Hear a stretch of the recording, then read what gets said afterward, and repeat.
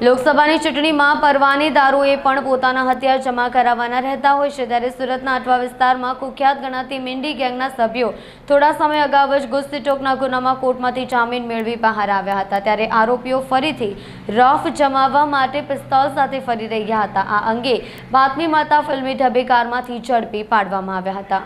અટવા વિસ્તારની મીંડી ગેંગના હાલમાં ગુસ્તીટોકના ગુનામાં કોર્ટમાંથી જામીન મેળવી બહાર આવ્યા હતા। કૈઝર ઉર્ફે મીંડી તેના સાગરીતો સાથે પિસ્તોલ લઈને ફરી રહ્યા હતા। બાતમીને આધારે વહેલી સવાર લસકાણા પાટિયા પર વોચ ગોઠવવામાં આવી હતી। જાહેરમાં રોડ ઉપર વોચ ગોઠવી ત્યાંથી પસાર થતી હ્યુન્ડાઈ એલેન્ટ્રા કાર નંબર GJ5JE 7722 ને ફિલ્મી ઢબે આંતરી હતી, જેમાંથી આરોપીઓને 7.30 લાખના મુદ્દામાલ સાથે ઝડપી લેવામાં આવ્યા હતા।